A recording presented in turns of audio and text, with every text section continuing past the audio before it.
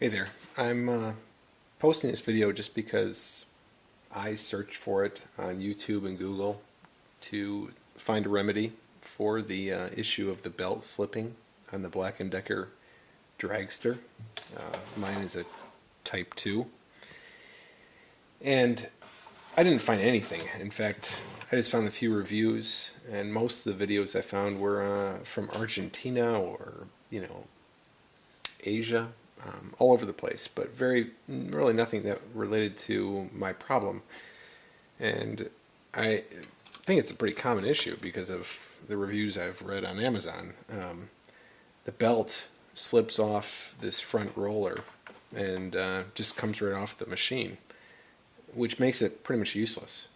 And I found that the biggest issue was that this front roller was not adjustable adequately. You could turn this one little screw here, this butterfly screw, whatever you want to call it, to try and adjust the roller so that it keeps the belt in place, but it doesn't allow you to keep the angle at a sufficient direction to keep the belt on, which makes this screw kind of pointless.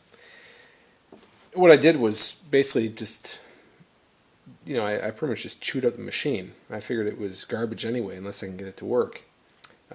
What I decided to do was, looking at it after taking it apart, the metal framing here was preventing this portion of the device to slide over far enough.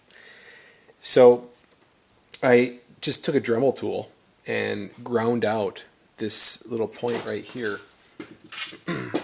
right there. You're going to have to use a very, very fine tip Dremel tool to do that. But I ground it out probably about at least an eighth of an inch, if not a quarter of an inch.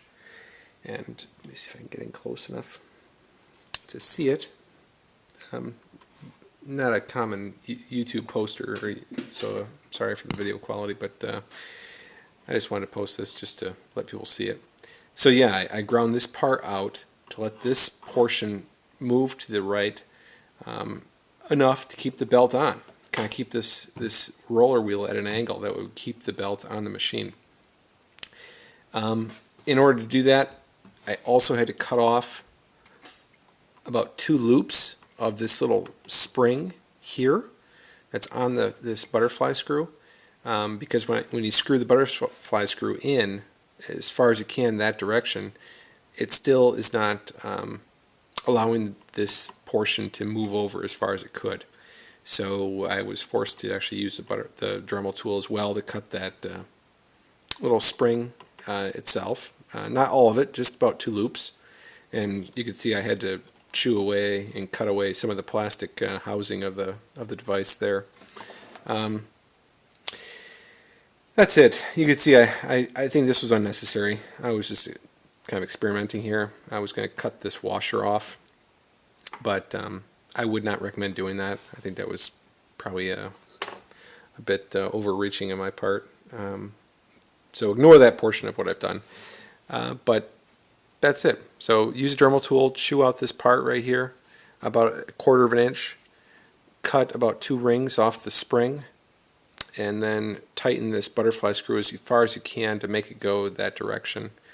And that will put this wheel here, this roller wheel, at an angle that will keep the belt on.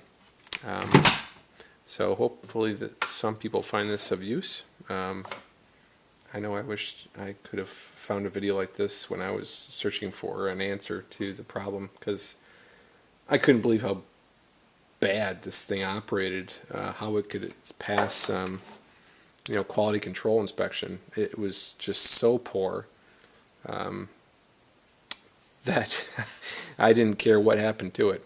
I picked this up on Craigslist anyway, so it was only like $5. So I really didn't have much to lose. And I tried it out, and it was working so poorly that I just decided it's either going to be fixed by this abuse, or it's going to go in the garbage. So good luck to you all, and I hope it helps.